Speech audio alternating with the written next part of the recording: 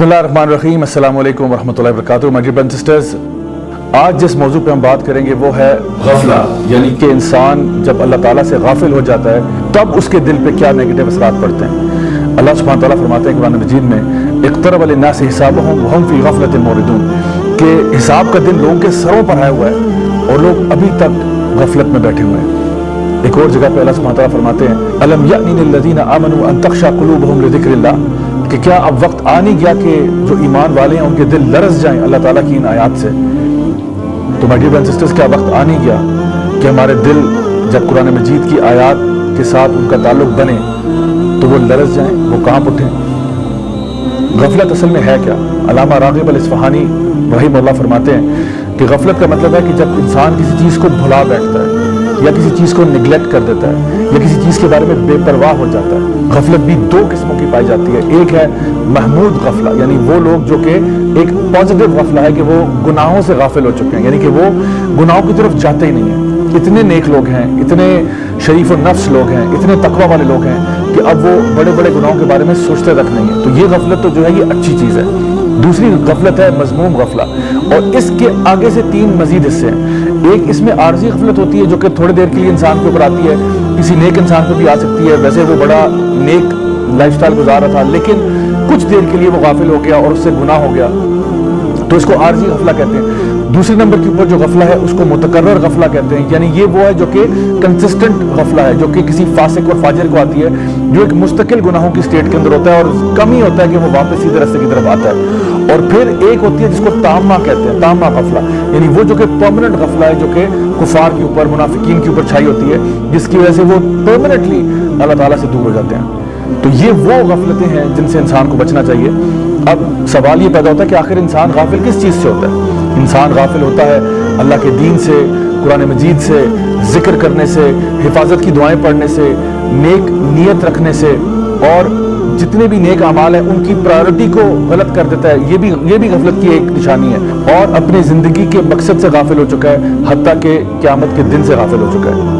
अल्लाह सुब्हानहू तआला फरमाते हैं ऐसे लोगों के बारे में, उलाइका कल अनआम बल हुम अदल उलाइका हुमुल गाफिलून, ये लोग जानवरों जैसे हैं, नहीं शायद उससे भी बदतर, यही तो गाफिल लोग हैं।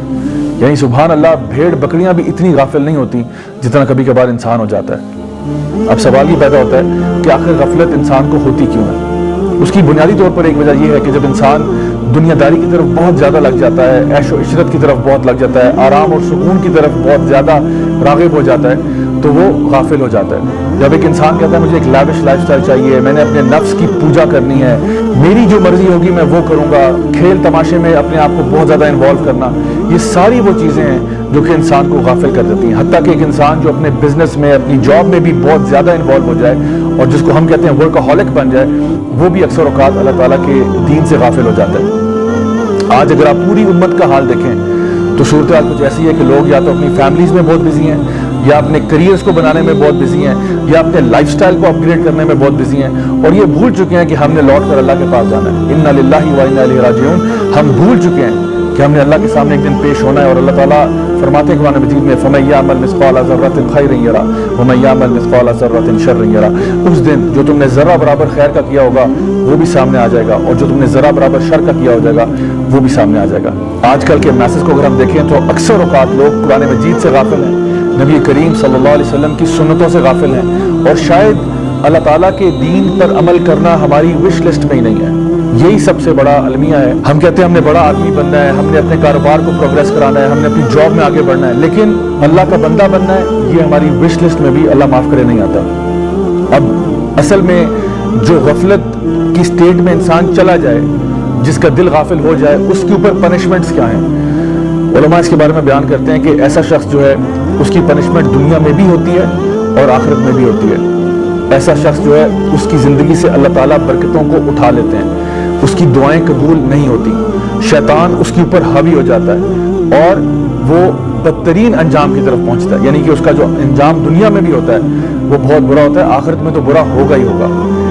अल्लाह सुब्हानहू तआला ने बनी इसराइल का जिक्र किया कुरान मजीद में सूरह अल-बकरा के अंदर, या बनी इसराइल उज़्कुरू निअमती अल्लती अनअमतु अलैकुम व अन्नी फद्दलतुकुम अलल आलमीन, कि ए बनी इसराइल याद करो कि अल्लाह ताला ने तुम्हारे ऊपर कितनी नेमतें की थी और तुम्हें तमाम आलमीन के ऊपर फजीलत अता फरमाई।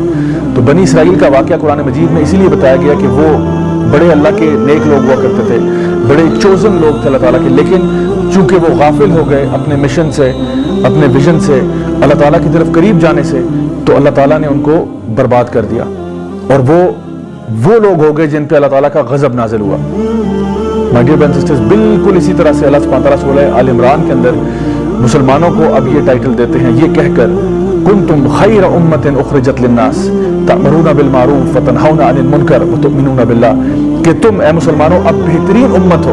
ایک زمانے میں بنی اسرائیل ہوا کرتے تھے, اب تم بہترین امت ہو. لیکن کیوں؟ جسٹ بیکاز تم ایک مسلمان فیملی میں پیدا ہو گئے اس لیے بہترین امت ہو؟ نہیں, اس لیے تم بہترین امت ہو اگر تم اپنے فریضے کو پورا کرو. تأمرون بالمعروف وتنہون عن المنکر وتؤمنون باللہ, تم لوگوں کو نیکی کا حکم دو, برائی سے روکو اور اللہ پر ایمان لاؤ. My dear brothers and sisters, تھوڑی دیر کے لیے سوچئے, کیا ہم اس فریضے کو پورا کر رہے ہیں؟ ہمارے سامنے اگر کچھ برا ہوتا ہے, کیا ہم اس کو اپنے ہاتھ سے روکتے ہیں؟ چلو ہاتھ سے روکنے کی استطاعت نہ صحیح, کیا اس کو زبان سے روک پاتے ہیں؟ چلو زبان سے بھی روکنے کی استطاعت نہ صحیح, کیا اس کو ایٹ لیسٹ دل میں برا سمجھتے ہیں؟ یا کیا ہم ایک ایسے معاشرے میں رہتے ہیں جہاں پہ ہم نے برائی کو برائی سمجھنا بھی چھوڑ دیا؟ تو جان لیں کہ جس طرح پہلی قومیں برباد ہوئی ہیں, بالکل اسی طرح سے آج کی بھی قوم برباد ہو سکتی ہے اگر وہ اللہ تعالیٰ کے بتائے ہوئے دین کے اوپر نہیں چلے گی اور غفلت کی اس کنسسٹنٹ سٹیٹ کے اندر رہے گی. اب غفلت کو ہرانے کا طریقہ کیا ہے؟ My dear brothers and sisters, غفلت کو ہرانے کا طریقہ ایک ہے, اور وہ ہے علم حاصل کرنا. نبی کریم صلی اللہ علیہ وسلم نے جب موازنہ کیا ان لوگوں کا جو دین کا علم رکھتے ہیں بنسبت ان کے جو دین کا فہم نہیں رکھتے, تو آپ نے فرمایا ان کا ڈفرنس ایسا ہے جیسے کہ چاند اور تاروں کا. یعنی جو قرآن مجید کا علم رکھتا ہے, جو دین کی تعلیم حاصل کرتا ہے, اس کی مثال ایسے جیسے چاند کی ہے, آسمان پر کلیئر نظر آ رہا ہے. اور جو باقی لوگ ہیں, عام لوگ, عبادت گزار قسم کے جو لوگ ہیں جن کے پاس دین کا فہم نہیں ہے, وہ تاروں کی مانند ہیں. اور آپ نے فرمایا کہ تم میں سے جو علم والا ہے اور جو علم نہیں رکھتا, اس کی مثال ایسے ہے کہ جیسے میری یعنی کہ نبی کریم صلی اللہ علیہ وسلم کا اگر مقابلہ کیا جائے امت کے سب سے ادنا شخص کے ساتھ, یہ مقابلہ ہے اگر آپ دیکھیں جو علم حاصل کرنے والے. حتیٰ کہ حدیث مبارکہ میں یہ بھی آتا ہے کہ جو لوگ علم سیکھنے کے لیے نکلتے ہیں, زمین و آسمان کے چرند پرند حیوانات, حتیٰ کہ سمندر کے اندر مچھلیاں بھی ان کے لیے دعائیں کرتی ہیں. اور جب وہ اپنے گھروں سے نکلتے ہیں علم سیکھنے کے لیے, قرآن مجید کا علم سیکھنے کے لیے, حدیث مبارکہ کا علم سیکھنے کے لیے, تو فرشتے ان کے آگے اپنے پروں کو بچھا دیتے ہیں. اللہ اکبر. کیا آپ سوچ سکتے ہیں کتنا زبردست پروٹوکول ملتا ہے ان لوگوں کو جو دین کا علم حاصل کرنا چاہتے ہیں. اور جو شخص بھی دین کا علم حاصل کرنے کے لیے نکلتا ہے وہ اصل میں اللہ کی راہ میں جہاد کر رہا ہوتا ہے. تو آج سے آپ فیصلہ کریں انشاءاللہ کہ ہم لوگ اپنے آپ کو اس غفلت سے نکالیں گے. اس کے لیے میں آپ کو 3 مزید ریکمنڈیشنز دیتا ہوں. اپارٹ فرام دا فیکٹ کہ آپ نے اپنے علم میں اضافہ کرنا ہے, اپنا اللہ تعالیٰ کا ذکر بڑھا دیں, نبی کریم صلی اللہ علیہ وسلم پر درود پڑھنا بڑھا دیں. اللہم صلی علی محمد وعلی آل محمد کما صلیت علی ابراہیم وعلی آل ابراہیم انک حمید مجید, یہاں سے لے کے آخر تک. اور سب سے امپورٹنٹ چیز اگر آپ کر پائیں, جو بہت خوبصورت چیز ہے غفلت سے بچنے کے لیے, وہ ہے تہجد کی نماز کو قائم کرنا. My dear brothers and sisters, اگر ان چیزوں کو آپ فالو کر لیں تو یقین جانیے آپ غفلت سے باہر نکل سکتے ہیں, اور انشاءاللہ الرحمن اللہ تعالیٰ آپ کو دین کا فہم عطا فرمائے گا. Until next time, this is me, Raja Ziaulak signing off. Assalamu alaikum wa rahmatullahi.